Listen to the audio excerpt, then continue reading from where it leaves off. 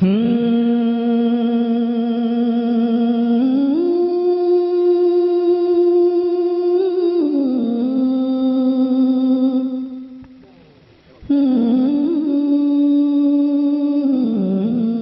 इस साइट पर पहली बार आए हैं तो सब्सक्राइब वाला बटन दबाकर ऑल वाला बेल को क्लिक करें और नए वीडियो के नोटिफिकेशन पहले पाएं।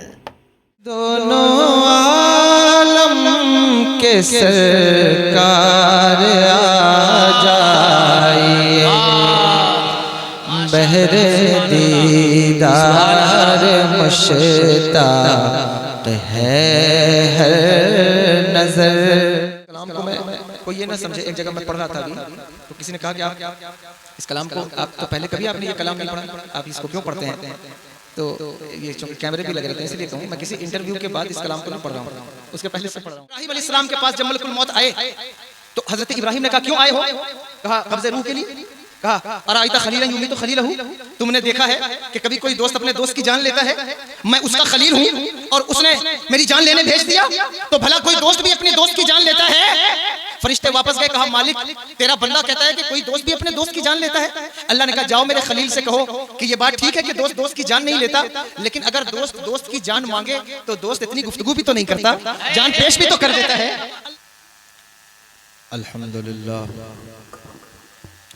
अल्हम्दुलिल्लाहि रब्बिल आलमीन वल आक़िबतु लिल मुत्तक़ीन वस्सलातु वस्सलामु अला सय्यिदिल अंबियाइ वल मुरसलीन व अला आलिहि व अहले बैतिहि व अस्हाबिहि व ज़ुर्रिय्यातिहि अजमईन, अम्मा बाद फ़अऊज़ु बिल्लाहि मिनश शैतानिर रजीम, बिस्मिल्लाहिर रहमानिर रहीम। अला इन्ना औलिया अल्लाहि ला खौफुन अलैहिम वला हुम यहज़नून अल्लज़ीना आमनू व कानू यत्तक़ून लहुमुल बुशरा फ़िल हयातिद दुनिया व फ़िल आखिरह ला तब्दील लिकलिमातिल्लाह ज़ालिका हुवल फ़ौज़ुल अज़ीम। सदक़ल्लाहुल अलीयुल अज़ीम व बल्लगना रसूलुहुन नबियुल अमीनुल करीम व नहनु अला ज़ालिका मिनश शाहिदीन वश्शाकिरीन वल्हम्दुलिल्लाहि रब्बिल आलमीन। वक़ाल अल्लाहु तबारक व तआला फ़ी शान हबीबिहिल करीम, इन्नल्लाह व मलाइकतहु युसल्लूना अलन नबी या अय्युहल्लज़ीना आमनू सल्लु अलैहि व सल्लिमू तस्लीमा। अस्सलातु वस्सलामु अलैका या रसूलल्लाह, अस्सलातु वस्सलामु अलैका या नबी अल्लाह, अस्सलातु वस्सलामु अलैका या हबीब अल्लाह व अला आलिका व अस्हाबिका या नूर अल्लाह सल्लल्लाहु तआला अलैहि वसल्लम। मेंबर शरीफ पर जलवा फराज जुमला उलमाए ज़वील एहतराम, शुराए किराम, अइम्मा मसाजिद और मुअज़्ज़ज़ सामईन व हाज़रीन, अस्सलामु अलैकुम व रहमतुल्लाहि ताला व बरकातुहू। अल्लाह रब्बुल इज़्ज़त का फ़ज़ल है, उसकी दी हुई तौफ़ीक़ से हम और आप आज की इस खूबसूरत नशिस्त में, इस बज़्म मुक़द्दस में हाज़िर हैं। अल्लाह तबारक व तआला हम सब की हाज़िरी को कबूल फरमाए।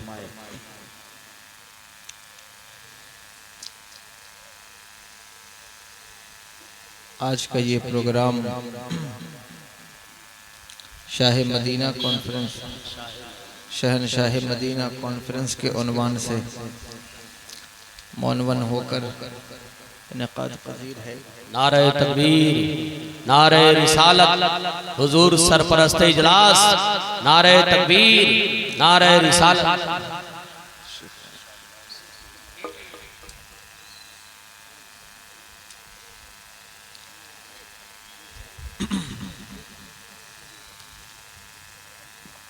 आज के इस इजलास में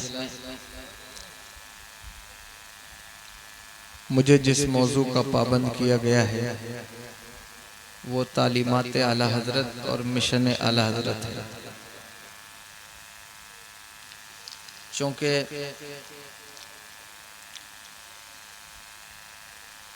ये प्रोग्राम शहनशाह मदीना के उन्वान से इनक़ाद पज़ीर है, तो मुझे ख़याल था कि शायद मुझे कोई मिलाद मुस्तफ़ा सल्लल्लाहु ताला अलैहि वसल्लम के उन्वान से कोई बात करनी है, लेकिन जो बात मुझसे कही गई है तो मैं कोशिश करूँगा कि इंशाअल्लाह तबारक व तआला उसी पर कोई थोड़ी बहुत बात आपके गोशगुजार कर सकूँ। लेकिन उसमें गुजारिश ये है कि जो लोग तकरीर सुनना जानते हैं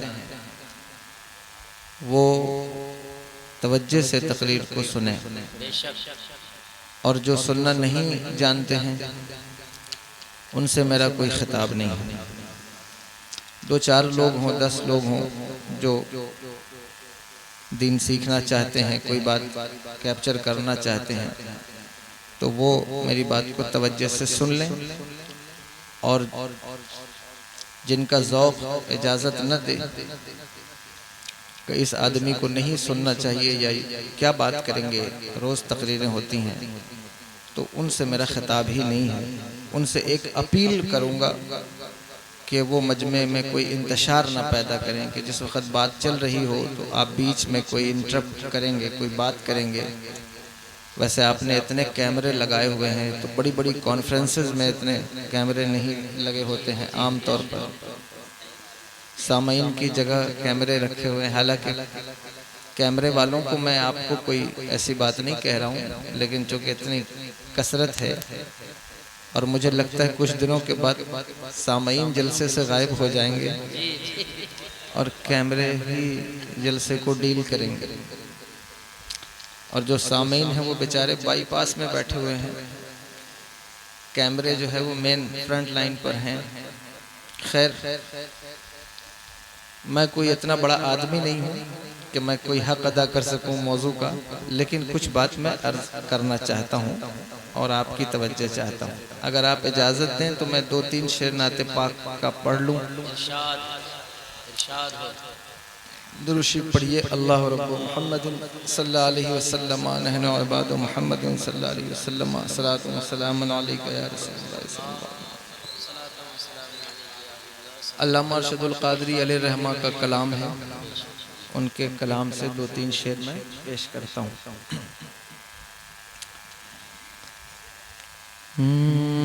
बहरे दीदार मुश्ताक़ है हर नज़र, बहरे दीदार मुश्ताक़ है हर नज़र।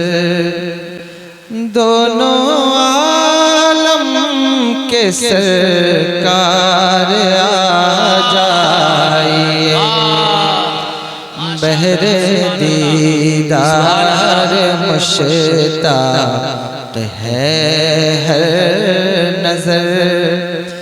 दोनों आलम के सरकार आ जाइए। चांदनी रात है और पिछला पहर, दोनों आलम के सरकार आ। नारे तकबीर, नारे रिसालत, नारे रिसालत। शहनशाह मदीना कॉन्फ्रेंस कलामे अल्लामा अरशदुल क़ादरी। नारे तकबीर। चांदनी रात है और पिछला पहर, दोनों आलम के सरकार आ जाइए। और सिदरतुल मुंतहा अर्श व बाग़े रम हर जगह पड़ चुके हैं निशाने कदम। सिदरतुल मुंतहा अर्श व बाग़े रम हर जगह पड़ चुके हैं निशाने कदम, अब तो एक बार अपने गुलामों के घर दोनों आलम के सरकार आ जाइए।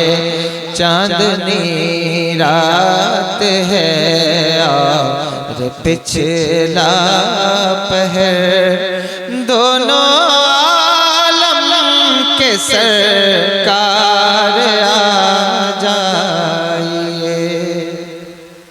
अच्छा नहीं लग रहा आप लोगों को? अच्छा लग रहा है? एक शेर और सुन लीजिए। अब तो एक बार अपने गुलामों के घर दोनों आलम के सरकार आ जाइए।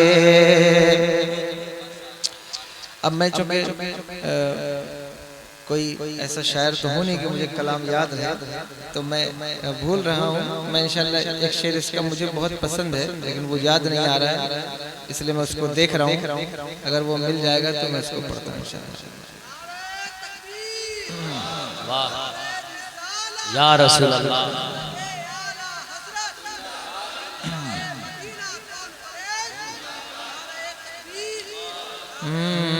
अब तो एक बार अपने गुलामों के घर सामने जलवगर पे करे नूर हो, मुनकिरों का भी सरकार शक दूर हो। सामने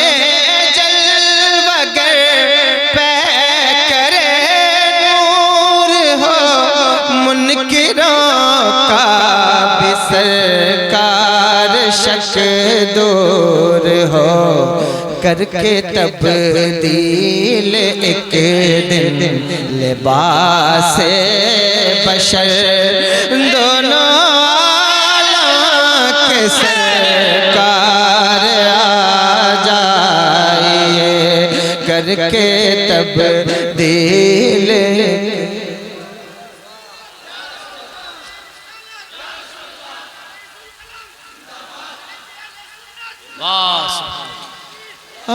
आखिरी वक्त है एक बीमार का, दिल मचलने लगा शौक दीदार का।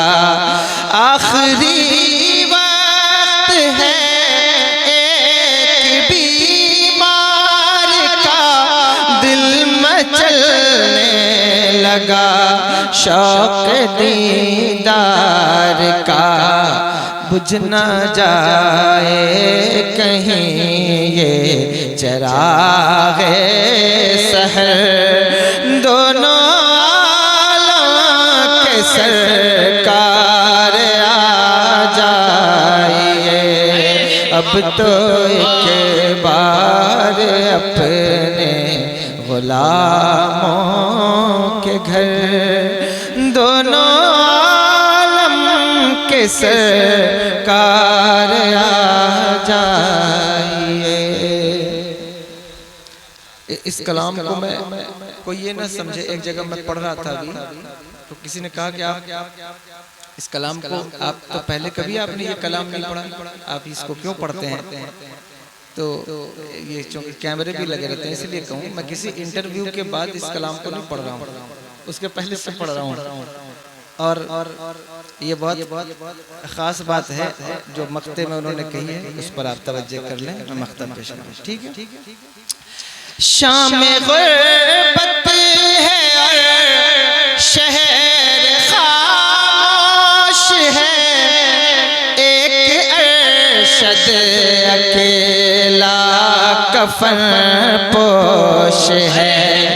शाम गुर्बत है और शहर खामोश है, एक अरशद अकेला कफन पोश खौफ की है घड़ी, वक्त है पर खतर, दोनों आलम के सरकार आ जाए अब तो।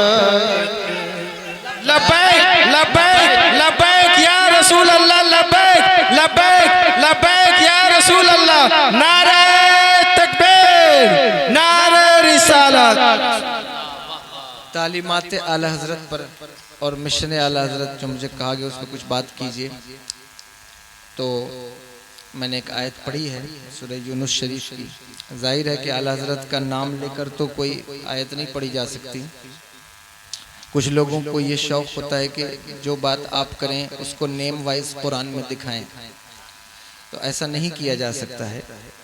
मिसाल के तौर पे ये 11वीं शरीफ का महीना है।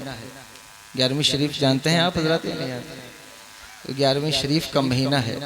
आपसे कोई पूछ ले कि 11वीं शरीफ का जिक्र कुरान में कहाँ है, तो उसका जिक्र कहीं दिखाओ। अगर ये अमल तुम रवा रखते हो और इसको करते हो, तो कुरान कोई चिट्ठी नहीं है, कोई नॉवेल की किताब नहीं है। वो एक विजडम, एक कानून की किताब है कि उसमें नेम वाइज जिस वक्त कुरान नाजिल हुआ उस वक्त के लोगों का भी नाम लेकर अगर कोई बात की जा सकती है तो इसकी इक्की दुक्की मिसाल है। वरना हर किसी का नाम और हर किसी का जो है वो मामला उसमें बयान नहीं किया गया है। नहीं किया गया है से मतलब ये है कि अगर आप उसमें पर्टिकुलर कोई चीज़ को तलाश करें कि 11वीं कहाँ है कुरान में, तो इसका कानून कुरान देता है। समझ रहे हैं मेरी बात को या नहीं? आपको समझाने के लिए ये बात कह रहा हूँ। वरना तो वो किताब ज़ालिकल किताब ला रैब फीह है ना, उसमें हर चीज़ का डिटेल एक्सप्लेनेशन है, लेकिन उसके लिए आपको बसीरत चाहिए कि आप उसमें तलाश कर सकें। तो आइए कुछ बात इसी पर करने की कोशिश करते हैं। अल्लाह तबारक व तआला ने इरशाद फरमाया, अला इन्ना औलिया अल्लाह। अल्लाह जो है, पता नहीं आप तकरीर सुनते हैं या नहीं सुनते हैं। आजकल की कंडीशन ये है कि हम कोशिश करते हैं और अक्सर खतीब कोशिश करते हैं कि ऐसी बात की जाए कि जिसको लोग सुन सकें, समझ सकें। लेकिन इस चक्कर में बाज़ औक़ात हम वो तक बयान करने लग जाते हैं जो बयान नहीं करना चाहिए, जिससे अवाम की आदत ख़राब हो गई और लोग इल्मी बात सुनने से ऐसे भागते हैं, ऐसा भागते हैं जैसे लोग कोविड में वैक्सीनेशन का नाम सुन के भागते थे कि अगर कोई इल्मी बात कभी छेड़ दी जाए तो लोगों का ज़ौक़ ये तैयार नहीं होते वो इस बात को सुनने के लिए कि कोई बात की जाए। इसीलिए आप देखेंगे आज यहाँ उलमा भी बैठे हैं और मैं बहुत छोटा आदमी हूँ, तालिब इल्म हूँ, लेकिन ये बात करता हूँ जसारत। आप देख लें 10 साल पहले, 15 साल पहले महफिलों का रंग दूसरा होता था। वो एक इंफॉर्मेटिव, एक नॉलेज वाली महफिल होती थी जिससे गुजरने वाले, आपके मोहल्ले में रहने वाले गैर मुस्लिम हों, जो यहूदी हों, नसारा हों, वो भी आपकी महफिल की इम्पोर्टेंस को, उसकी अहमियत को, उसकी कदर को समझते थे। लेकिन आप बुरा मत मानिएगा, मैं आपके यहाँ पहली मर्तबा आया हूँ। आप अपनी महफिलों को वो रंग न दें कि जो आपकी इंसल्ट और आपके मजहब के इंसल्ट का बाइस बने। आपका सिविलाइज्ड होकर बैठना, मुहज़्ज़ब होकर बैठना, इन सारी चीज़ों के साथ साथ आपका खतीब, आपका बोलने वाला, पढ़ने वाला जो मेंबर पर मौजूद है, उसका आलिम होना, बाअदब होना, बाशऊर होना, ये निहायत ज़रूरी है। वरना आपकी महफिलों का जो वक़ार है वो ख़त्म हो जाएगा और ख़त्म हो रहा है। जाहिर सी बात है, आप देखते हैं कि लोगों की इस्लाह करने वाले खुद ही एक दूसरे का गिरबान मेंबर पर नोच रहे हैं। ये बात तो छुपी नहीं है, खुली हुई बात है। उसकी वजह क्या है कि इल्म से और इंफॉर्मेटिव गुफ्तगू से आप बिल्कुल दूर हैं। जो बच्चे हमारे सामने बैठे हैं, ये बात कैमरे में रिकॉर्ड होगी, अगर आप चाहते हैं ज़ौक़े खिताबत आपके अंदर है, फ़न देखना चाहते हैं, तो वो एक अच्छी बात है, मैं उसका इनकार नहीं करता। लेकिन फ़न इसलिए होता है ताकि अपनी बात कौम के अंदर पहुंचाई जा सके। जब फ़न का इस्तेमाल सिर्फ और सिर्फ अपना मफाद हासिल करने पर रह जाए तो फिर वो फ़न किसी काम का नहीं। खिताबत का फ़न ही इसीलिए सिखाया गया ताकि लोगों को इल्मी बात जो है वो एक अच्छे पैराए में, एक सहल पैराए में आपके जहन में उतारी जा सके। लेकिन अगर आपका मिजाज ही ऐसा हो जाए कि साहब मुझे किसी इल्मी गुफ्तगू पर तवज्जो नहीं देना, तो जाहिर है कि खतीब को अपनी मार्केटिंग भी तो देखनी है। वो तो कोई ऐसी बात नहीं करेगा, वो आपको वाक़यात सुनाएगा, हिकायात सुनाएगा, नारे लगवाएगा और चला जाएगा। लेकिन अगर आप में से 10 लोग भी संजीदा हैं, 10-20 लोग भी समझदार हैं, जिन्होंने कोई इल्म दीन हासिल किया है या असरी उलूम से कोई आगही है, मैं आपको जिम्मेदारी देता हूं, अपनी कमेटियों को टोकिए और रोकिए और उनसे कहिए कि किसी ऐसे इंसान का इंतखाब न करो जो हमारे गांव, हमारी मजलिस, हमारे महफिल की इंसल्ट का बाइस बन जाए। ये काम न करो। याद रखो, उलमा की मौजूदगी में कहता हूं, इस वक्त दीन से वफा का उन्वान जलसा नहीं है। जलसे करने चाहिए, मैं इसका मुनकर नहीं हूं, हम खुद रोज जलसे में शामिल होते हैं, लेकिन दीन से वफा का उन्वान सिर्फ जलसा नहीं है। दीन से वफादारी का उन्वान सिर्फ लंगर या नाद खानी या कैमरा बाजी नहीं है, खुदा की कसम नहीं है। दीन से वफा का उन्वान क्या है? दीन के तकाज़ों को समझना कि दीन किस बात का मुतकाज़ी है, दीन क्या चाहता है तुमसे, दीन की तलब क्या है। अगर इस बात को उधर वाले भी ना समझे, इधर वाले भी ना समझे, तो फिर ये जलसा किसी काम का नहीं रह जाएगा। जलसे को बामकसद बनाना है तो पहले दीन के तकाज़ों को समझना होगा कि दीन किस बात का मुतकाज़ी है। खुदा की कसम दीन इस बात का तकाज़ा करता है, आप लाखों के मजमे में ना आए, 50 लोगों के मजमे लेकर आप बैठे, 20 लोग आप आकर के बैठे, आपकी गुफ्तगू रिकॉर्ड हो, लेकिन जो आप उसमें गुफ्तगू करें वो इतनी खूबसूरत हो, इतनी बेहतरीन हो कि उस गुफ्तगू से जलसे का मेयार सेट हो जाए, उस गुफ्तगू से जलसे का मेयार वाज़े हो जाए, ताकि तुम्हारे जलसों पर भौंकने वाले, तुम्हारे जलसों को बुरा भला कहने वाले, और गैर क्या बुरा भला कहेंगे, हर खतीब की जबान पर ये बात आप सुनते हैं, रोज जलसों में वो ये बात करते हैं, शोरा ये बात करते हैं, हमारे जलसों का मेयार गिर रहा है, तो उठाएगा कौन? गिर रहा है तो उठाने वाला कौन है? इस बात का शिकवा करने वालों, ये तुम्हारी जिम्मेदारी है। जिस वक्त तुम इल्म की तरफ पेशकदमी करोगे, जलसे का मेयार खुद ब खुद उठता हुआ नजर आएगा। आप ही पेशकदमी नहीं करें, आप ही पेशकदमी नहीं करें, आप शिकायत करें साहब जलसे का मेयार गिर रहा है, तो गिरा कौन रहा है? ये बात तवज्जो वाली है या नहीं? इसलिए आप इल्मी बात सुनने की आदत डालिए। मैं तो चला जाऊंगा आधे घंटे में, आपके मुबल्लिग यहाँ अल्हम्दुलिल्लाह मुझसे अच्छे होंगे और वो आपको सिखाएंगे, लेकिन आपको ज़ौक़ होना चाहिए। इसीलिए कभी भी आप देखेंगे खतीब खिताबत करें, लेकिन आयत पढ़ने के बाद वो 2-4 साल भूल जाता है कि मैंने कौन सी आयत पढ़ी थी, उसको मालूम ही नहीं होता कि मैंने क्या पढ़ा है। मैं किसी खतीब की बेअदबी नहीं करता, मेरे बहुत से दोस्त खतीब हैं और वो मुझे सुनेंगे बाद में, वो कहेंगे क्या बात करते थे आप, मैं उनसे बहुत माफ़ी चाहता हूँ, लेकिन अर्ज करना चाहता हूँ कि आप समझिए कि आपको क्या बात करना है, क्या नहीं करना है। आइए कुछ बात शुरू करते हैं। फरमाया अला इन्ना औलिया अल्लाह, अला हर्फ तंबीह है। जब किसी चीज की स्पेशलिटीज को बयान करना हो या किसी ऐसी चीज की तरफ मुतवज्जे करना हो कि जिसकी तरफ इंसान की तवज्जे न हो, तो भी अला का इस्तेमाल होता है। और आप कहेंगे फिर आपने इल्मी बात शुरू कर दी। देखो, अगर तो बात समझ में आए तो सुनिए, अगर नहीं समझ में आए तो तवज्जे से कान लगाकर सुनिए कि या अल्लाह मुझे समझ में नहीं आ रही, लेकिन चूंकि बात तेरे कलाम की चल रही है तो समझ में आए तो ठीक है, नहीं आ रहा है तो ऐ मेरे मालिक इस सुनने के सदक़े में मेरी बख्शिश कर दे। और खुदा की कसम जो उसके कलाम को समझकर पढ़ता है अल्लाह उसको भी माफ करता है, जो समझने की कोशिश करे समझ ना सके और फिर भी पढ़ता रहे अल्लाह उसे भी माफ फरमा देता है। इमाम सिबवे, बहुत बड़ा नाम है ना, नहव में बहुत बड़ा नाम है सिबवे का। उनका इंतकाल हुआ तो उनको किसी बुजुर्ग ने देखा ख्वाब में, उनसे पूछा कि ऐ सिबवे, तुम नहव के इमाम गुजरे हो, सारी जिंदगी तुमने लफ्जों के उधेड़ बुन में गुजार दी और लफ्जों से खेलते रहे, तुम्हारा क्या बना? उन्होंने कहा अल्लाह ने मुझे माफ कर दिया। कहा क्यों माफ कर दिया? तुम्हारा कौन सा ऐसा अमल था कि जिस पर अल्लाह ने तुम्हें माफ कर दिया? उन्होंने कहा कि कोई अमल नहीं, मैं सारी जिंदगी गर्दानों की अलट पलट में और जो है वो कलाम को सेट करने में गुजारता रहा, लफ्जों में सारी जिंदगी गुजर गई, लेकिन उन्हीं अल्फाज में मेरे रब का नाम भी आया। तवज्जो है, सुन रहे हैं या नहीं आप? कहा उसी अल्फाज में मेरे रब का नाम भी आया।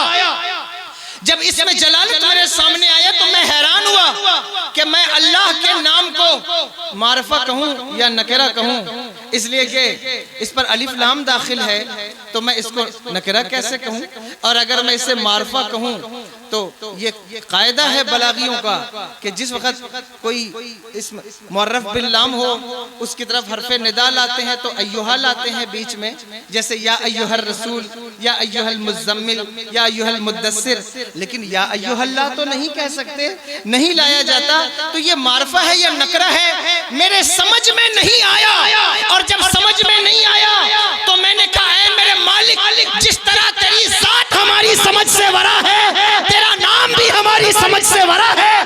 अल्लाह अकबर। बस इसी वजह से अल्लाह ने मेरी बख्शिश फरमा दी, मुझे माफ फरमा दिया। नारे तकबीर, नारे रिसालत, शहनशाह मदीना कॉन्फ्रेंस, नारे तकबीर। फरमाया का आपसे कहना चाहे, आपको समझ में आए ना समझ में आए, लेकिन आप तवज्जो से सुनना के बाद अल्लाह के कलाम की हो रही। इस आयत को बार बार आपने सुना है। अल्लाह कहता है कि मेरे वलियों को, मेरे दोस्तों को ना कोई खौफ है, ना कोई वो गम खाएंगे, कोई उनको हुज़्न मलाल नहीं है, उनको कोई टेंशन नहीं है, कोई गम नहीं है। अल्लाह अकबर कबीरा। क्या किसी का गम नहीं है अल्लाह के वलियों को? यानी कि अल्लाह का भी गम, अल्लाह का भी खौफ नहीं है? आप कहेंगे नहीं, उन्हें अल्लाह का खौफ है। बोलो अल्लाह के वलियों को खौफ है अल्लाह का या नहीं? वो कहा गया कि उन्हें कोई खौफ नहीं है, तो क्या अल्लाह का भी खौफ नहीं है? अल्लाह का खौफ मौजूद है। उसकी मिसाल 11वीं शरीफ का महीना है। मेरे आका गौसे आजम रज़ी अल्लाह तआला अन्हु मताफ में सर रखकर रोते हैं और कहते हैं ऐ मेरे मालिक, अगर मेरी नेकियां कबूल न हुई तो मुझे मैदान महशर में नाबीना उठाना, ताकि मैं दूसरों के सामने रुसवा ना हो सकूं। अल्लाह अकबर, मैं अपनी रुसवाई नहीं देख सकता, मैं उस शर्मिंदगी के माहौल को कैसे बर्दाश्त करूंगा? कौन गौसे आजम जिन्होंने सारी जिंदगी अल्लाह अकबर कबीरा, उन जिनकी हर सांस पर अल्लाह अकबर, अल्लाह का नाम बसा हुआ है, आती जाती सांस अल्लाह का नाम पुकारती है। 40 साल तक जिसने इशा के वजू से फजर की नमाज अदा की है, अल्लाह अकबर। आज तो 11वीं का लंगर है, 11वीं का जलसा है, माइक है, टेंट है, पंडाल है, खूबसूरत अमामे हैं, अच्छे जुब्बे हैं और सामने सामईन हम गुफ्तगू करते हैं, लेकिन गौसे आजम की तारीख को पलट कर देखेंगे तो आपको पता चलेगा 40 साल 35 साल अल्लाह अकबर कबीरा जंगलों में, बयाबान में, खंडरात में गुजर गए, दौड़ते दौड़ते वजद की कैफियत में, अल्लाह को याद करते मुजाहिदे की कैफियत में। आज तो लोगों ने सबसे आसान काम पीर बनना समझा हुआ है, लेकिन कभी गौसे आजम की जिंदगी को देखो कि उनकी जिंदगी गुजरी कैसे है। फरमाते हैं कि 7-7 दिन 10-10 दिन गुजर जाते, मैंने हलक से एक लुक़मा भी नीचे ना उतारा होता, एक दाना भी मेरे हलक से नीचे ना जाता, कभी पानी भी ना पीता, और जो है वो सर्दी की सर्द रातों में दरियाए दजला के किनारे एक पैर पर खड़े होकर सारी रात पूरा कुरान पढ़ता रहा हूँ, शैतान के हमले से बचते हुए दरियाए दजला में एक रात में 70 बार गुस्ल करके सर्दियों की रातों में ठिठुरते हुए अल्लाह को याद करने वाला शेख अब्दुल कादिर जिलानी अल्लाह अकबर कबीरा टहलते टहलते मुजाहिदा करते करते कभी श्रीलंका के जंगल तक तशरीफ ले आए। ये बात आ गई है वलियों की, इसलिए ये बात कहता हूँ कि आप समझते हैं कि गौसे आजम के सिलसिले में हम मुरीद हैं तो हमें किसी मुजाहिदे की रियाजत की इबादत की क्या जरूरत है? बस उनका नाम ले लिया, जन्नत में हम चले जाएंगे। ये बात तवज्जो वाली बात है। 40 साल तक गौसे आजम शेख अब्दुल कादिर जिलानी जंगलों में मुजाहिदा करते रहे, रियाजत करते रहे, अमल पर अमल, सजदे पे सजदा, ना खाना है ना पानी है, अल्लाह अकबर, ना माँ है ना बाप है ना भाई है ना बहन है, घूमते रहे, टहलते रहे। कहते हैं कभी कभी ऐसा होता कि भूख की वजह से मैं गश खाकर जमीन पर आ जाता, लोग मुझे उठाकर गस्साल के सामने रख देते और लोग समझते कि मैं इंतकाल कर गया हूँ। जब मेरे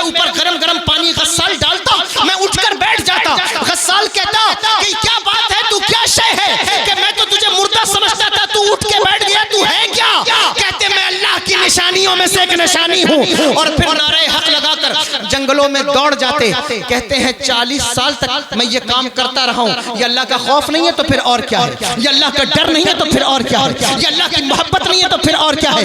40 साल तक कहते हैं भूखा प्यासा और बगदाद के खंडरात से लेके कर्क के पहाड़ों तक घूमता रहा हूँ अल्लाह की जुस्तजू में।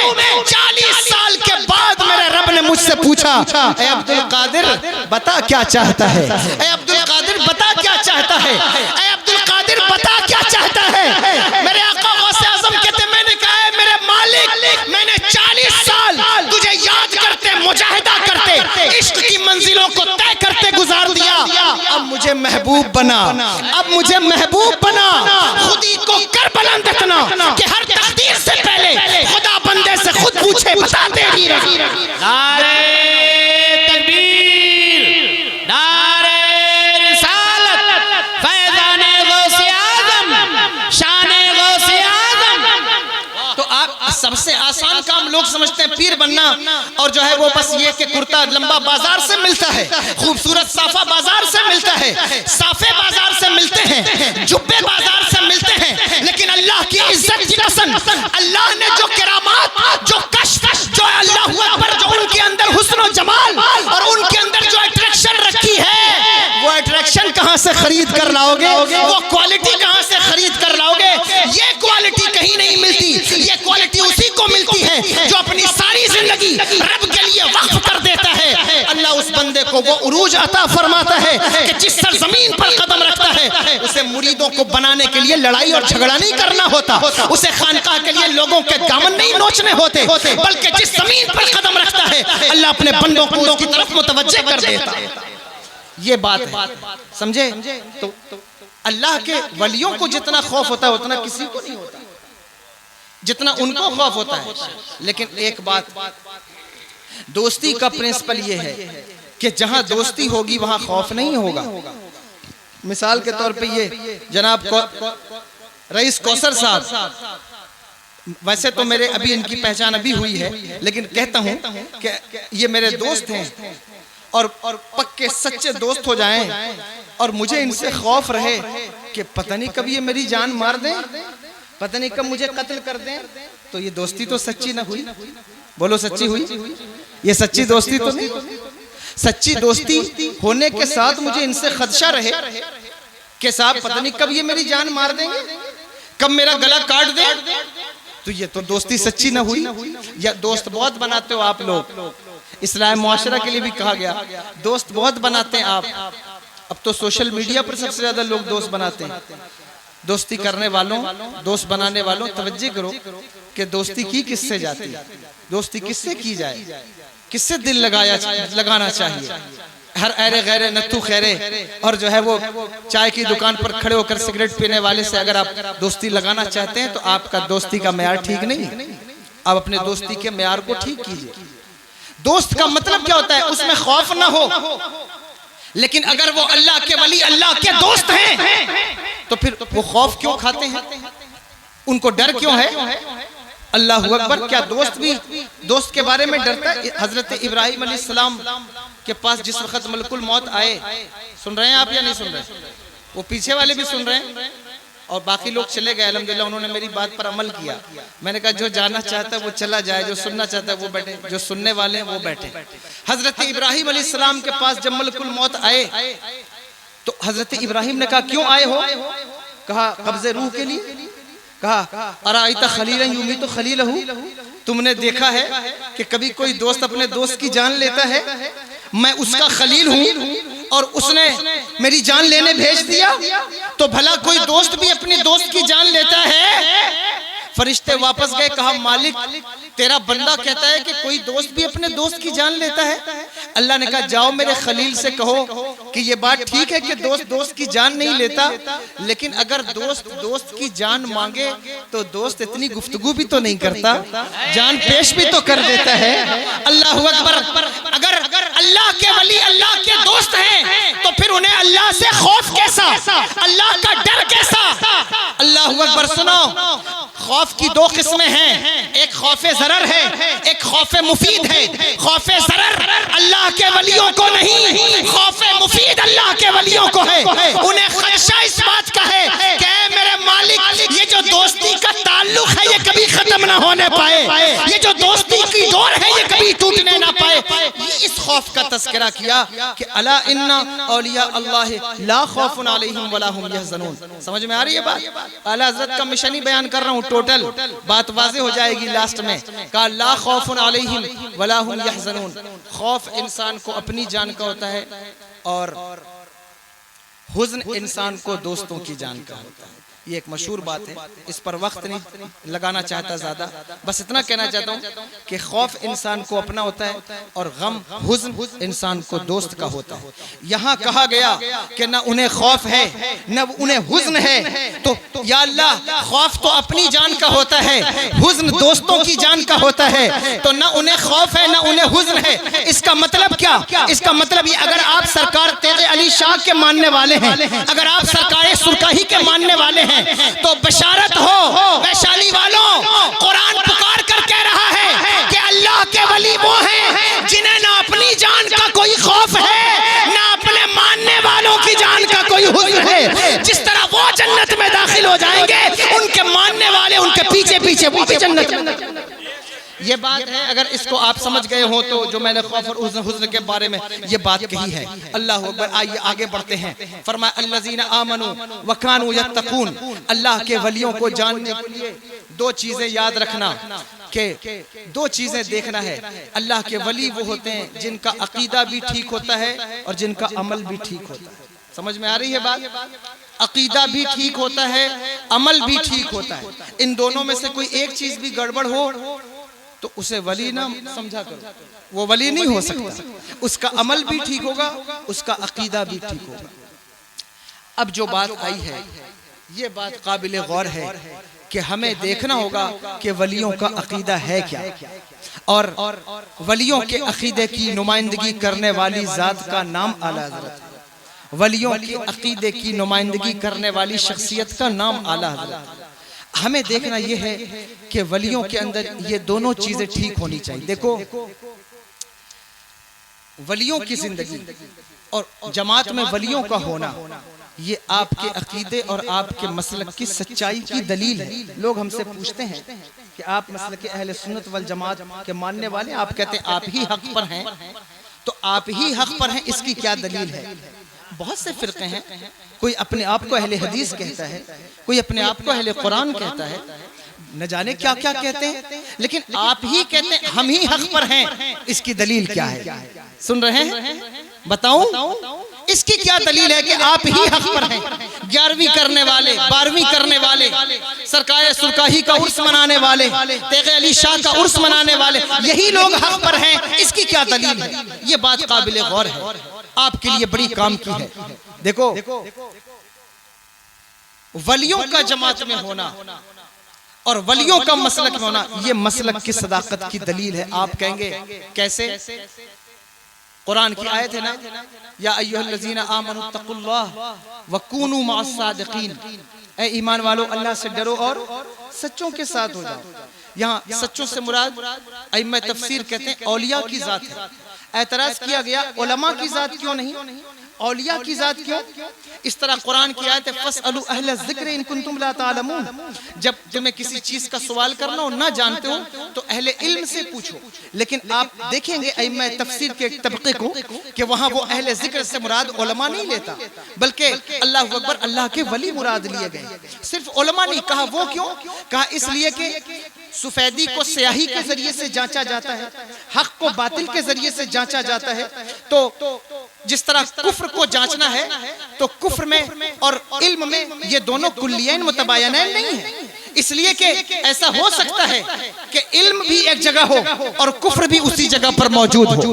इल्म और कुफ्र एक साथ जमा हो सकते हैं। इसलिए किसी जमात में बड़े बड़े ऊंची टोपी वाले और इल्म वालों को देखकर आप ये नहीं कहेंगे कि आलिम इतना बड़ा है इसलिए इसका अकीदा सच्चा है, इसकी दाढ़ी का वैल्यूम ज्यादा है इसलिए इसका अकीदा सच्चा है, किताबें बहुत लिखी हैं इसलिए इसका अकीदा सच्चा है। नहीं, मदरसे खारजियों खारजियों के पास भी है, दाढ़ियां जो है वो यहूदियों के पास भी है, इल्म जो है वो उलमाए यहूद के पास भी है, इल्म तो हज्जाज की हर्राफा के पास भी था। इल्म और कुफ्र इकट्ठा हो सकते हैं। शैतान की जात में इल्म और कुफ्र दोनों इकट्ठा हुए हैं या नहीं हुए हैं? अल्लाहु अकबर कबीरा, नबी को मरकर मिट्टी में मिल जाने वाला कहने वालों में इल्म और कुफ्र इकट्ठा हुआ है या नहीं हुआ है? नबी की सब अल्लाहु अकबर, नबी को दीवार के पीछे की खबर नहीं कहने वालों में इल्म और कुफ्र इकट्ठा हुआ है या नहीं हुआ है? अल्लाहु अकबर कबीरा। पता चला इल्म और कुफ्र इकट्ठा हो सकते हैं, लेकिन कोई एक मिसाल पेश करो कि जहां विलायत और कुफ्र इकट्ठा हो गए हों, जहां विलायत होगी वहां कुफ्र नहीं आएगा, जहां कुफ्र होगा वहां विलायत आएगा। सुभान अल्लाह। नारे तकबीर, नारे रिसालत, फैज़ाने गौसे आज़म, नारे तकबीर, नारे रिसालत। जहां विलायत होगी वहां कुफ्र नहीं आएगा। वैशाली वालों, पता क्या चला? अगर वाकई गुफ्तगू सुन रहे हो तो पता ये चला, साबित हुआ कि जो अपने मसलक के हक होने का दावा करे, जो अपने मसलक का सच्चा होने का दावा करे, उसे अपने मसलक में उलमा नहीं दिखाने हैं, उन्हें अपने मसलक में वालिय बगदाद दिखाना होगा, उन्हें अपनी जमात में ख्वाजा हिंदल वली दिखाना होगा, उन्हें अपनी जमात में सरकाए सुरकाही दिखाना होगा, उसे अपनी जमात में आला हजरत दिखाना। ये बात माशाअल्लाह, ये तब पता चलेगा कि उसका मसलक सच्चा है या नहीं। ये इतनी बात जो मैंने की है इसलिए की है कि मिशन आला हजरत का तालीमात आला हजरत बयान करें। ये तालीमात आला हजरत है। जो बात मैं कह रहा हूँ मैं खुद से नहीं कह रहा हूँ, और तालीमात आला हजरत भी इस तरीके से है कि वो औलिया अल्लाह की तालीम है जो उन्होंने बयान की है। जो बात आला हजरत ने की है, अल्लाहु अकबर, वो मुजद्दिद अल-फसानी की बात की है। जो उन्होंने बात की है वो हज़रत अल्लामा महमूद आलूसी की बात की है, उन्होंने अपनी बात नहीं की है। अल्लाहु अकबर। ये कानून सेट हुआ कि मसलक का सच्चा होने के लिए उसकी जमात में औलिया को देखना होगा कि औलिया मौजूद हैं या नहीं मौजूद। दूसरी बात, एक दलील और पेश कर दूं आपके मसलक की हक्कानियत पर। 1450 साल की तारीख देख लो। 1450 साल की तारीख में तुम देखोगे कि जितने भी फिरकाए बातिला हैं उनकी पुष्ट पनाही में, उनके सपोर्ट में दुनिया में कोई ना कोई हुकूमत, कैपिटलिस्ट और कोई ना कोई ताकत या मुल्क उनके सपोर्ट में खड़ा होगा। तारीख पढ़िए, खल्के कुरान का फितना उठा, ये उलमा बैठे, इनसे पूछिए बैकग्राउंड में हुकूमत है या नहीं है। मोतज़िला का फिरका उठा, बैकग्राउंड में हुकूमत खड़ी है या नहीं खड़ी है। खारजियों का फितना, हुकूमत खड़ी है या नहीं खड़ी है। अल्लाह हुआ। आगे बढ़ते जाइए, आगे बढ़ करके देखिए, आपको पता चलेगा कि साहब जो है वो सऊदियों का फितना उठा, बताओ हुकूमत सपोर्ट में खड़ी है या नहीं खड़ी है। शियाओं का जो है वो ईरानियों के पीछे ईरान की हुकूमत खड़ी है या नहीं खड़ी, आप मुझे बताइए। अल्लाह अकबर कबीरा। आप 1450 साल की तारीख को खंगालो, तुम्हें पता चलेगा कि बातिल फिरकों का मिजाज ये है कि वो सबसे पहले हुकूमत की पुष्ट पनाही हासिल करते हैं। ये एक जनरली बात है जो मैं अपने तौर पर कर रहा हूँ। वो सबसे पहले हुकूमत की, कैपिटलिस्ट की, बिजनेसमैन की का सपोर्ट हासिल, इसलिए कि उनको मालूम है कि हमारे फिरके में वो दम नहीं है कि जो अपने कदमों पर चल सके, इसलिए इसको हुकूमत की जरूरत है, इसलिए इसको कैपिटलिस्ट की जरूरत है, इसलिए इसको सपोर्ट की जरूरत है। कोई ना कोई सपोर्ट लाना होगा, कोई ना कोई कंडीशन लानी होगी। लेकिन अल्लाह अकबर, कितने दिन हुकूमत के सपोर्ट से फिरका चलेगा, कितने दिन हुकूमत के सपोर्ट से मसलक चलेगा। ये मसलक तो ऐसी चीज नहीं जो हुकूमत के सपोर्ट से चलता रहे।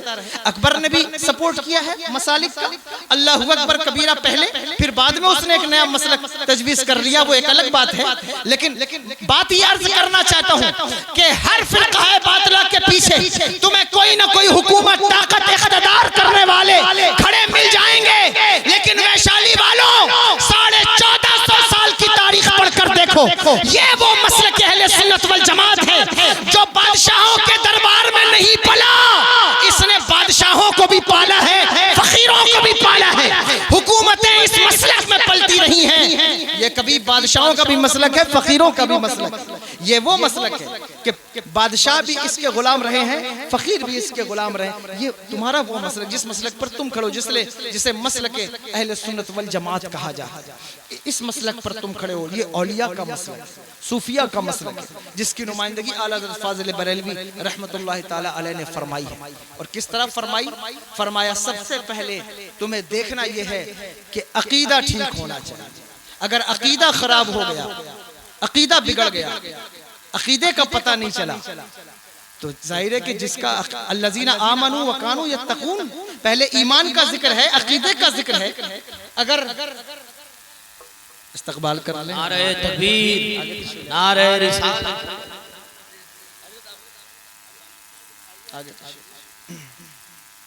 बस 15-20 मिनट और बचे हैं, आप सुनेंगे या खत्म कर दूं? सुन रहे हैं? मैं अर्ज कर रहा हूं कि देखना होगा अकीदा ठीक है या नहीं ठीक है। इसलिए कि आप देखेंगे कि वलियों की नकल करने वाले आपको बहुत मिल जाएंगे, लेकिन नकल करना आसान काम है, उस पर दावा करना आसान काम है। लेकिन जब दलील मांगी जाए तो पता चलता है कि इसकी हैसियत क्या है, इसकी औकात क्या है। लंबा कुर्ता पहन लिया, एक खानका का गुंबद बना लिया और साहब बैठ गए, आप जो है वो लोगों को मुरीद करने, लोगों को दाखिले सिलसिला करने। ये नकल है वलियों की। देखना होगा कि इसका अकीदा और अमल दोनों ठीक है या नहीं ठीक है। अगर अकीदे और अमल में कोई एक चीज भी गड़बड़ है तो फिर नाकिल तो कहला सकता है, असल नहीं कहला सकता, वली नहीं कहला सकता। तवज्जो है या नहीं? इसलिए कि दावा करना आसान काम है। देखो, दावा करने वालों ने नबी के जमाने में दावा किया, मुसलमा कज़्ज़ाब ने दावा किया था या नहीं किया? नबूवत का दावा किया ना। लेकिन आपको मालूम है मुसलमा कज़्ज़ाब के उसके यहाँ उसका तख्त लगा था, तो एक औरत को पकड़ कर ले आए जो कानी थी, उसको ला करके कहा कि मक्के का नबी टूटी हुई आंखों को जोड़ देता है, तू भी नबी है तो इसकी आंख को जोड़ दे। तवज्जो है या नहीं? सुन रहे हैं या नहीं? मैं ये इसलिए बात कह रहा हूं कि दावा करना आसान काम है, लेकिन उस पर दलील लाना, उस पर मजबूती से कायम रहना, ये बड़ा मुश्किल काम है। मक्के का नबी लोगों की टूटी हुई आंखें जोड़ देता है। ये सिहा की हदीस है ना। हजरत कतादा बिन नुमान हुजूर की बारगाह में हाजिर हुए, अर्ज की या रसूल अल्लाह, मेरे पपोटे कट गए, आंख बाहर निकल आई है। हुजूर ने फरमाया आंख निकलवा क्यों नहीं लेते? कहा या रसूल अल्लाह, मैं नौजवान हूं, मैं नहीं चाहता कि लोग मुझे काना कहें। हुजूर ने लुआबे दहन निकाला, आंख पर लगाया, उसे अंदर ढकेल दिया। मैंने शारहीन को पढ़ा है, वो कहते जब हज़रत कतादा बाजार से चलते तो लोग पुकार कर कहते हैं कतादा, तेरी बाईं आंख से ज्यादा तेरी दाहिनी आंख खूबसूरत है। वो पुकार कर कहते क्यों नहीं खूबसूरत हो? बाईं आंख फरिश्तों ने लगाई है, दाहिनी आंख मेरे मुस्तफा ने लगाई है। मुझे बाईं आंख से ज्यादा दाहिनी आंख से दिखाई देता है क्योंकि मेरे आका ने लगाया। तो उससे कहा मुसलमा कज़्ज़ाब से कि तू नबूवत का दावा करता है ना, तो मक्के का नबी लोगों की आंख जोड़ता है, तू भी जोड़ दे। उसको पता चला कि दावा करना आसान काम है, लेकिन उस पर दलील लाना ये एक मुश्किल अमर है, ये एक परेशानी का काम है। इसलिए लोग दलील के पीछे नहीं जाते। नमरूद ने क्या कहा था? नमरूद ने कहा, दावा किया ना खुदा होने का। हजरत इब्राहिम अलैहिस्सलाम ने क्या कहा? तू खुदा होने का दावा करेगा? मेरा खुदा वो है जो मुर्दों को जिंदगी, जिंदों को मौत देता है। उसने एक ऐसी हरकत की प्राइमरी दर्जे के बच्चों वाली कि एक फांसी वाले को आजाद करके एक बेगुनाह को कत्ल कर दिया। कहा देखो मैंने वो काम कर लिया। हजरत इब्राहिम अलैहिस्सलाम ने कहा ये तो इसकी अक्ल तो बालिग नहीं हुई अभी।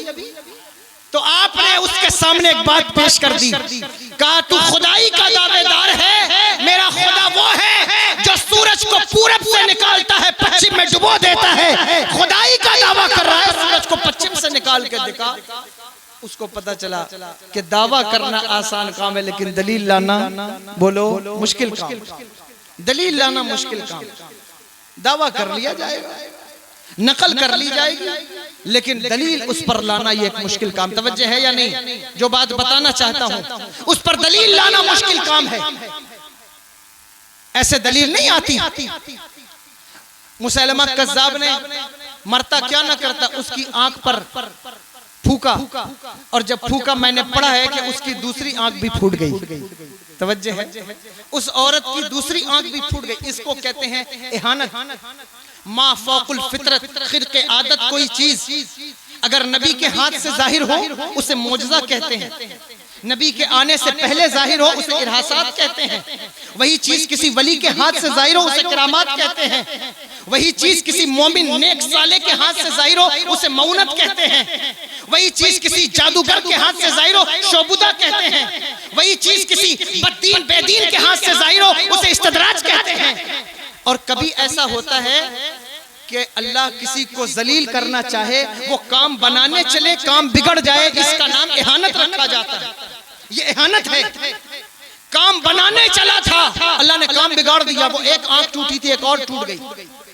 पता चला दावा करना आसान काम है लेकिन दलील लाना मुश्किल काम।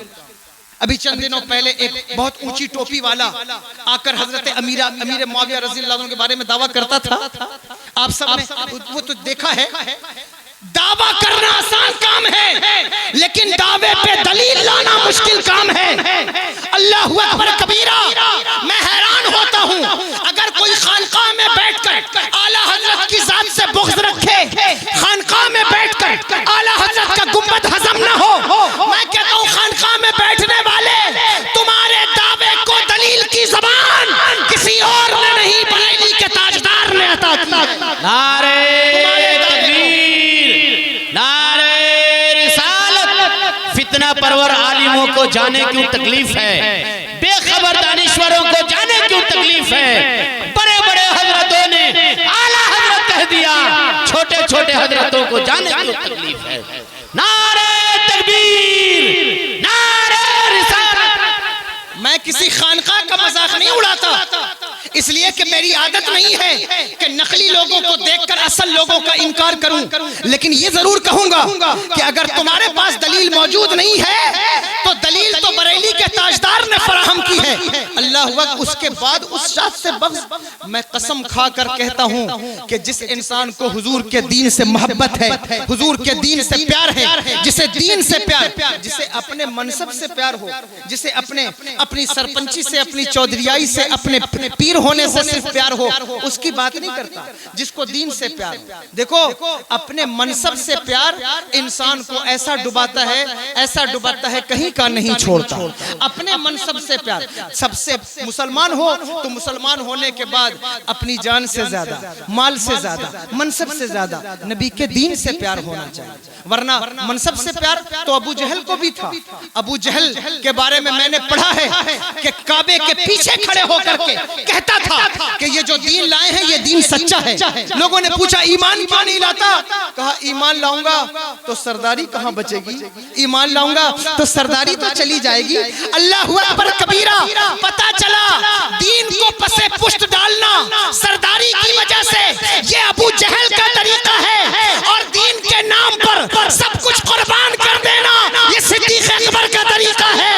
अगर कोई दीन के नाम पर मनसब कुर्बान कर दे, दीन के नाम पर आन बान शान इज्जत कुर्बान कर दे, बल्कि अगर कुर्बान करने का सलीका ना आता हो तो बरेली के ताजदार से सीखे जो इस तरह तरीका देते हैं। करूं तेरे नाम पे जान फिदा, न बस एक जान दो जहां फिदा, दो जहां से भी नहीं जी भरा। करूं क्या करोड़ों जहां नहीं, करूं मदह अहले दुवल रजा, पड़े इस बला में मेरी बला, मैं गदा हूं अपने करीम का, मेरा दीन पा रहे।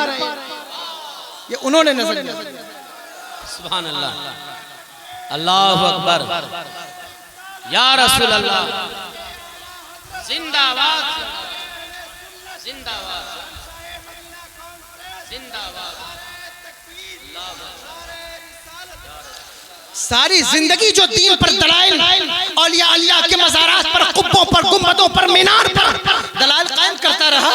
चादर पर, गागर पर, अगरबत्ती पर, मोमबत्ती पर, खानकाह की रस्म रिवायात पर जो दीन की दलील पेश करता रहा है, उस आला हज़रत से अगर किसी को बुग़्ज़ पैदा हो जाए तो मैं समझता हूँ उसे अपने मनसब से प्यार है, दीन से प्यार नहीं है। अगर दीन से प्यार होता नबी के सच्चे आशिक का एहतराम करता और कभी ना उसके बारे में बुग़्ज़ रखता, बल्कि पलट पलट कर कहता डाल दी कल्ब में अज़मत मुस्तफ़ा सैयदी आला हज़रत पे लाखों, ये उसका नारा बन जाता।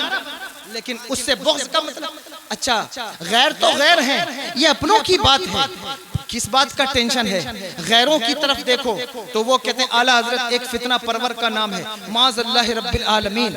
मैं तुम्हारी अदालत में ये बात रखता हूँ, मैंने अंबिया अलैहिमुस्सलाम के जो है वो नुमाइंदों का, उनकी उम्मत के औलिया का तस्करा पढ़ा है, अंबिया का तस्करा पढ़ा। आप सूरह यासीन शरीफ पढ़िए, आपको मिलेगा कि दो लोग जो हजरत ईसा अलैहिस्सलाम के नुमाइंदे बनकर अंताकिया की तरफ गए, उनको अंताकिया के बादशाह ने क्या कहा? कहा ये तो फितना फैलाने वाले लोग हैं, ये फसाद फैलाने वाले लोग हैं जो हमारे शहर में, हमारे गांव में आ गए हैं। इसकी एक दो मिसाल नहीं है, जब जब कोई हक की बात करता है, जब जब कोई अच्छी और सीधी सच्ची बात करता है, दुनिया के बदतरीन लोग उसे फितना परवर कह के उसके नामूस और उसकी इज्जत पर हमला करते हुए नजर आते हैं। अल्लाहु अकबर कबीरा।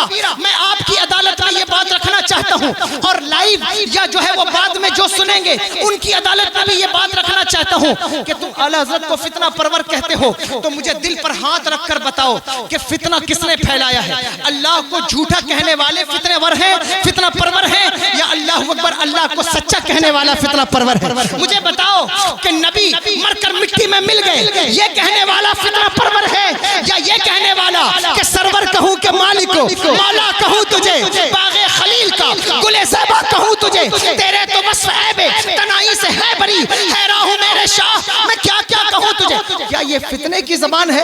अल्लाहु अकबर। वो सुबह लालाजार फिरते हैं, तेरे दिन ए बहार फिरते हैं, कोई क्यों पूछे तेरी बात रज़ा, तुझसे कितने हजार फिरते हैं? क्या ये फितना परवर की ज़बान है? अल्लाहु अकबर। कभी कहते कौन देता है, देने को मुंह चाहिए, देने वाला है सच्चा हमारा नबी। क्या ये फितना परवर की ज़बान? सारी जिंदगी बरेली की एक चटाई पर, जिसका मिजाज ये था कि मनो मुकुंज खमूली के नगंज दरवे, जिस मनो चंद किताबें व दवातों कलम है, उसके बारे में कहते हो कि वो फितना फैलाने वाला, खुदा की कसम उसने सुन्नियत को दलील की ज़बान फराहम की है। अगर सुन्नी बनकर जिंदा रहते हो तो तुम्हें ये फर्ज पहुंचता है कि आला हज़रत का नाम अदब के साथ लिया करो, एहतराम के साथ लिया करो, इसलिए कि उसने वो दलाइल पेश किए हैं।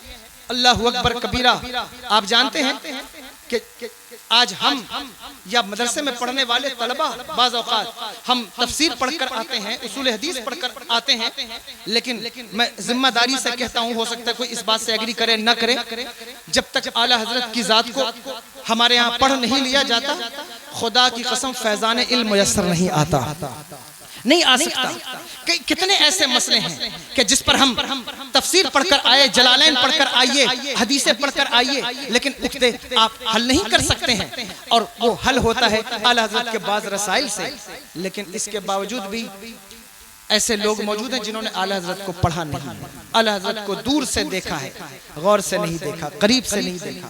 वो एक साहब कहने लगे कि आला हज़रत ने तो हमें जो है वो रक्स से, वज्द से रोक दिया, हमारी खानकाह की रस्म है वज्द करना, और वज्द से उन्होंने रोका। मैंने कहा कब रोका, कहाँ रोका, और अगर कहीं रोका तो कहीं इजाजत भी तो दी, कहाँ इजाजत दी? मैंने कहा तुम दुनिया में रक्स और वज्द करने की बात करते हो, मेरा इमाम इश्क की उस मंजिल पर फायज है जहाँ रक्स का वज्द का तसव्वुर नहीं, उस मंजिल पर वज्द की बात कर गया। कहता है रज़ा पुल से अब वज्द करते गुजरिए कि है रब्बे सल्लिम सदाए।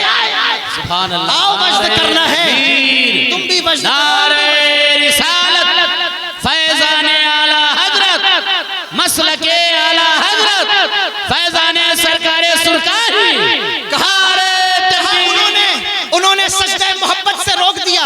मैंने कहा हमारी शरीयत में सजदा जायज नहीं, लेकिन अल्लाहु अकबर कबीरा, अगर तुमने उस मर्द कलंदर को गौर से पढ़ा होता तुम्हें पता चलता कि अगर सजदे से रोका है तो अल्लाहु अकबर कहीं इसका कोई रास्ता भी बताया है। कहा क्या रास्ता बताया? मैंने कहा आओ मैं बताता हूँ कि आला हज़रत ने सजदे मोहब्बत का रास्ता क्या बताया। कहा क्या बताया? मैंने कहा कहते हैं ऐ शौक़े दिल गर ये सजदा उनको रवा नहीं, अच्छा वो सजदा कीजिए के सर को खबर न हो और आगे बर्दाश्त न कर सके, तो कहते हैं पेशे नजर वो नौबहार, सजदे को दिल है बेकरार, रोकिए सर को रोकिए, हाँ यही इम्तिहान है। और आगे कहते बेखुदी में सजदे दर या के रोजे का तवाफ, जो किया अच्छा किया फिर तुझको क्या, जो किया अच्छा किया फिर तुझ।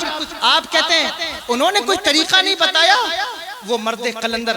मैं बात इसलिए कर रहा हूं कि मुझे कहा मिशन आला हजरत बयान करें, लेकिन मेरी हैसियत नहीं है मैं उनका मिशन बयान कर सकूं, न वक्त इतना है कि मैं उस पर कोई बात कर सकूं। इसलिए मैंने डाइवर्ट कर दिया इस तकरीर को शेर व शायरी के रूह से कि आप शायद इस तरह से कोई बात समझ सकें। मुझे उम्मीद है कि आप ये बात समझोगे।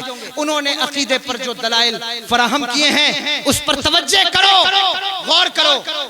वलियों के अंदर तुम्हें देखना होगा उनका अकीदा ठीक हो और अमल ठीक हो। अगर अमल ठीक नहीं है, खत्म करना है सर, ये बोलना है थोड़ी देर नहीं, आप जब हालांकि 1:30 बज गया है, मैं बोलता हूँ थोड़ी देर। अमल अकीदे पर बात की, अमल अगर ठीक नहीं है, अल्लज़ीना आमनू व कानू यत्तकून, अमल ठीक नहीं है तो भी उसके इर्द गिर्द ना भटको। इल्म के साथ जरूरी नहीं कि इल्म आए तो अमल ठीक हो जाए। इल्म जरिए हिदायत है, खुद हिदायत नहीं। तवज्जो है? तो जरूरी नहीं कि इल्म आए तो अमल अच्छा हो जाए। इसलिए वलियों की बारगाह में जाने का हुक्म क्यों दिया जाता है? ये बार बार हमारे उलमा क्यों कहते हैं? बल्कि अल्लाहु अकबर, वो उलमा और वो आलिम जो उलमा का आलिम है, उस्ताजुल उलमा है और रोशन ख्यालों का उस्ताद है, जिसे दुनिया आरिफ रूमी कहती है। वो कहते हैं मौलवी हरगिज न शुद्ध मौलाए रूम। मौलवी उस वक्त तक मौलाए रूम नहीं बनता जब तक उसे कोई शम्स तबरेज न मिले। क्यों? इसलिए कि जरूरी नहीं कि इल्म तुम्हारे अमल को सुधार दे जब तक कि तुम्हारा कोई मुस्लिह ना हो, जब तक कि तुम्हारा कोई शेख ना हो, जब तक कि तुम पर किसी वली की नजर ना पड़ जाए। यही वजह है कि मदरसे से तलबा फारिग हो रहे हैं, किसी शेख की उन्हें जरूरत महसूस नहीं होती।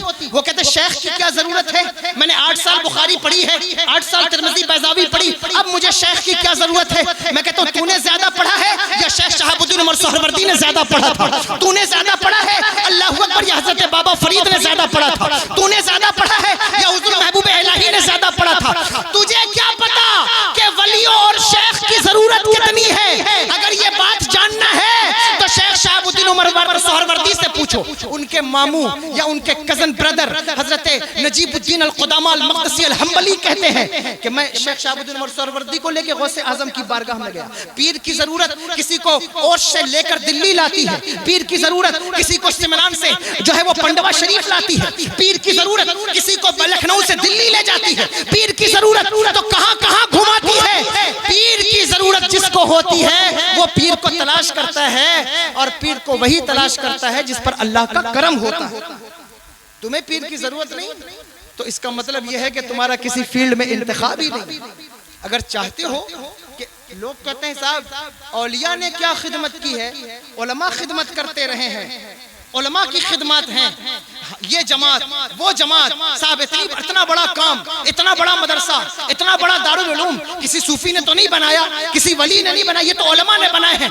मैं कहता हूँ मैं तुम्हारी इस बात का डिटेल में जवाब नहीं देना चाहता, बस इतना कहना चाहता हूँ खुदा की इस कायनात पर, हिंद की इस सरजमीन पर मुझे कोई जमात, कोई मदरसा, कोई इदारा दिखाओ कि जिसने एक नजर उठाई हो तो 90 लाख लोगों को कलमा पढ़ा के छोड़ दिया हो। तुम नहीं दिखा सकते। वो अल्लाह का एक वली है, दुनिया जिसे गरीब नवाज कहती है, ख्वाजा हिंदल वली सुल्तानुल औलिया, वो उसकी जात है। पता चला कि आलिम होना अलग बात है और वली होना अलग। तवज्जो है या नहीं है?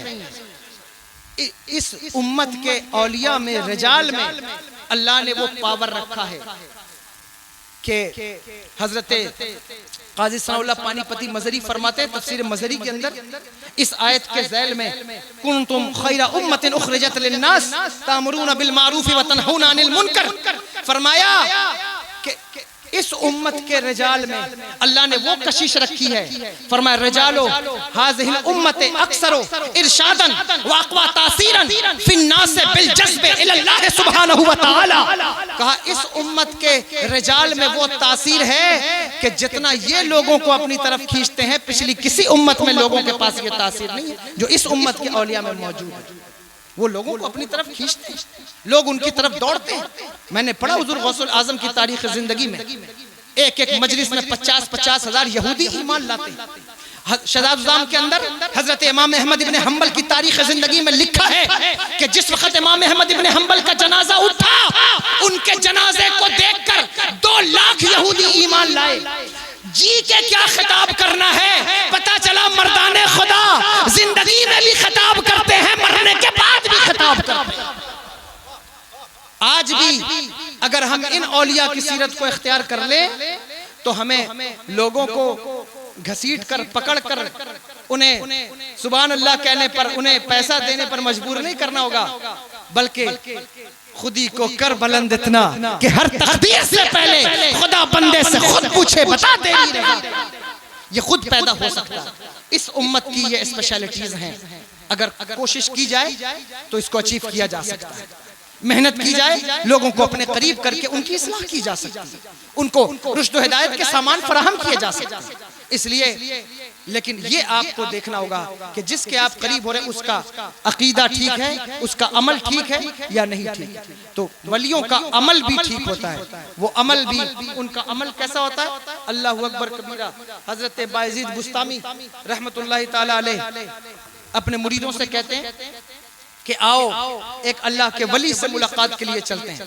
उनके मुरीदों ने कहा, हजरत आप खुद इतने बड़े वली हैं, और बायजीद बुस्तामी के बारे में ये बात मैंने पढ़ी कि फरमाया गया कि उनका मर्तबा ऐसा है वलियों में जिस तरह फरिश्तों में हजरत जिब्रील अमीन का मर्तबा है, औलिया में हजरत बायजीद बुस्तामी को वो मर्तबा हासिल है। अगर कोई इख्तिलाफ करेगा तो उसके अपने ज़ौक़ के मुताबिक वो कर सकता है, लेकिन बहरहाल ये बात मैंने अर्ज कर दी। आप मुझे बताएं, वो कहते आओ अल्लाह के एक वली के बारे में पता चला है कि वो अल्लाह का वली है, उससे मुलाकात करके आते हैं। मुरीदों को साथ लिया, लेकर निकले। पता चला पहले पीराने किराम औलिया भी एक दूसरे की मुलाकात के लिए जाते थे, लेकिन अब तो मुलाकात नहीं कर सकते ना एक दूसरे से। वो क्यों मुलाकात नहीं कर सकते? वली एक वली है, दूसरा वली है, उस दोनों वली आपस में मोहब्बत करते हैं। ये कुरान ने कहा है, अल्लाह के दोस्त एक दूसरे से मोहब्बत करते हैं। सहाबा की तारीफ नहीं बयान की, मुहम्मदुर रसूलुल्लाह वल्लज़ीना माहु अशिद्दाउ अलल कुफ्फार रुहमाउ बैनहुम नहीं कहा। लेकिन आप देखिए साहब, एक पीर साहब हैं, मैं उन पीरों को नहीं कह रहा हूं जो हमारी जमात के अच्छे पीर हैं, मैं उनका टारगेट है मेरा जो नखली और नाम नेहाद हैं। अगर कोई ये कहे साहब मेरे पीर को ऐसा कह दिया, मैं तुम्हारे पीर को, अगर तुम्हारे पीर के अंदर ये क्वालिटीज हैं तो फिर तुम्हें गौर करना चाहिए और तुम्हारे पीर को भी गौर करना चाहिए। लेकिन मैं किसी सच्चे पीर का मुनकर नहीं, मैं पीरों का तलवा पीने धोकर पीने वाला आदमी हूँ। अल्लाहु अकबर। साहब एक पीर वो दूसरे से मिल नहीं सकते, क्यों नहीं मिलते? क्या टेंशन है, क्या कशाकशी है? साहब टेंशन ये है कि कहीं ऐसा ना हो कि मेरा मुरीद दूसरे पीर के पास मैं जाऊं, मेरा बैच तोड़कर कहीं जो है वो दूसरे पीर का मुरीद ना हो जाए। पता चला कि मेरे मिलने के चक्कर में सिलसिला इरादत का नुकसान होता रहे।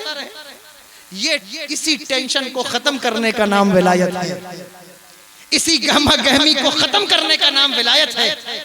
आप कहते हैं ये वलियों का मयार कुर्ता लंबा होने से नहीं होता, देखना होता है उनका अमल कैसा है, उनका दिल और दिमाग कैसा है, उनका अल्लाहु अकबर अखलाक कैसा है, किरदार कैसा है।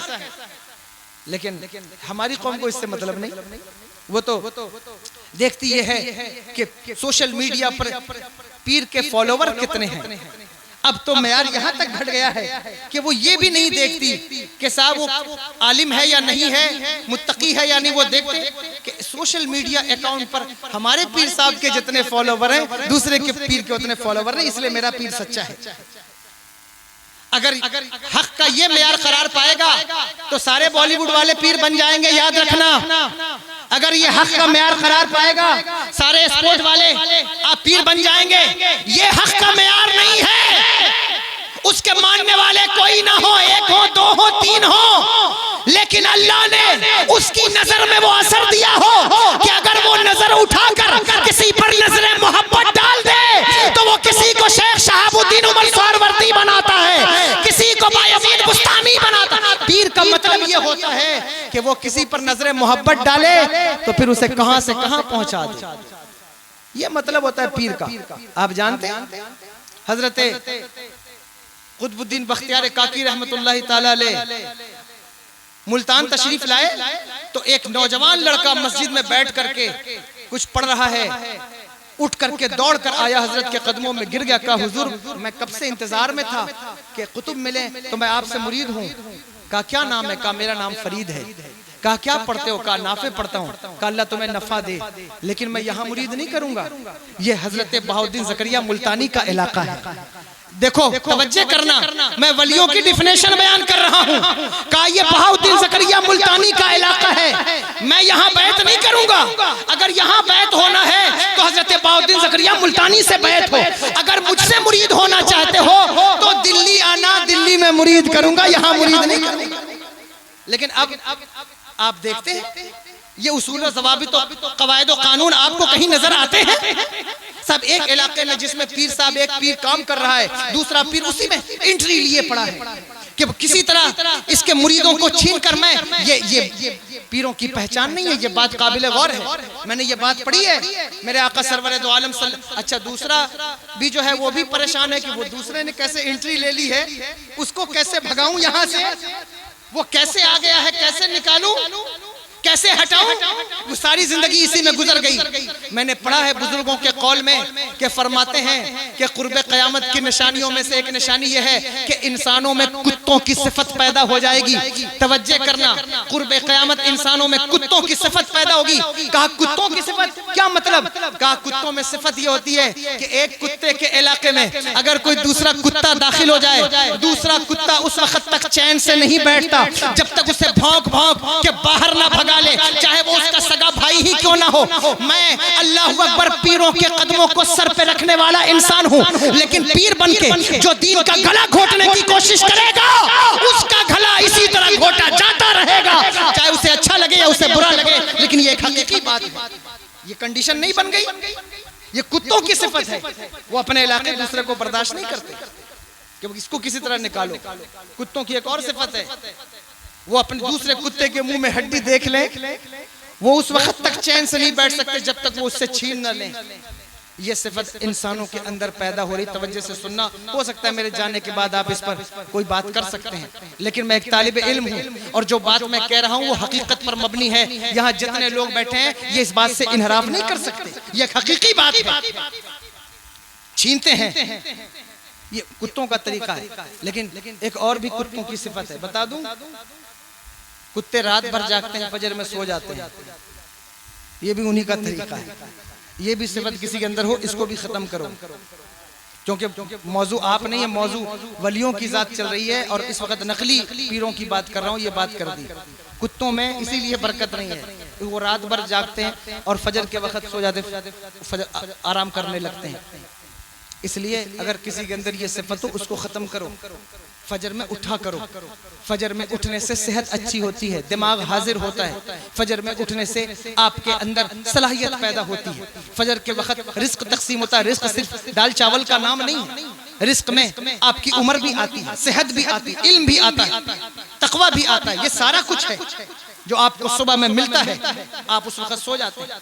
नौजवानों की उम्र देखो, 40 साल पहुंचते पहुंचते नौजवान मर जाता है। कब्रिस्तान भरे पड़े हैं 30-35 साल के नौजवानों से। ये कोई मरने की उम्र है?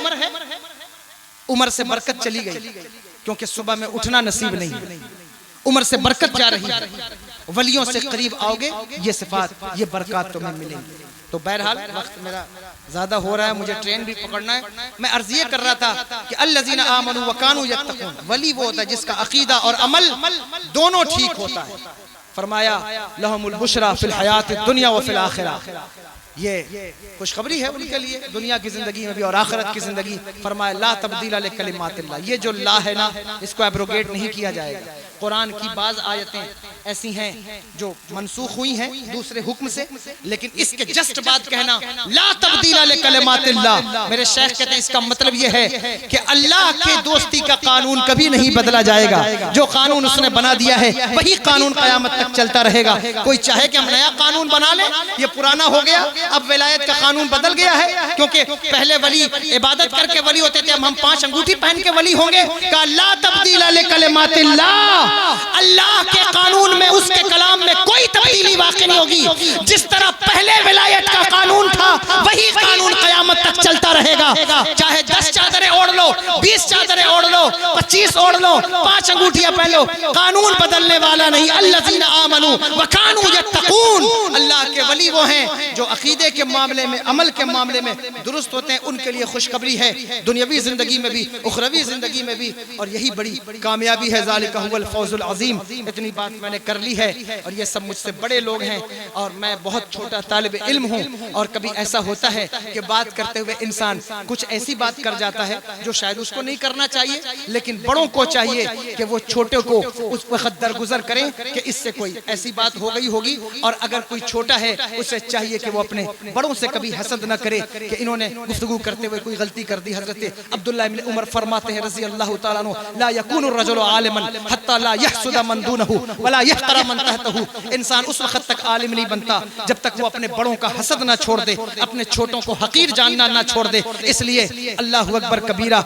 ये जामे जो है वो ये बज़्म मैं है, जामे जम नहीं, यहाँ कोई किसी से कम नहीं, सब अपनी जगह बेमिसाल हैं। मैंने जो बात की है, अगर मुझसे कोई कम इल्मी में गलती हो गई हो, मैं अल्लाह से माफ़ी मांगता हूँ। अस्तग़फिरुल्लाह रब्बी मिन कुल्लि ज़ंबिन व अतूबु इलैह। मेरे साथ पढ़िए, अशहदु अल्ला इलाहा इल्लल्लाह व अशहदु अन्ना मुहम्मदन अब्दुहु व रसूलुहु। कमेटी वालों का भी शुक्रगुजार हूँ, उन्होंने मुझ जैसे हकीर को आपके सामने इतनी देर बैठाया, मुझे कुछ सुनाने, आपको सुनने का मौका फराहम किया। अल्लाह तबारक व तआला इनकी बज़्म को कबूल फरमाए, मेरे आने जाने को, सभी उलमा के आने को कबूल फरमाए, और हमें हर हादसात परेशानियों से महफूज रखे।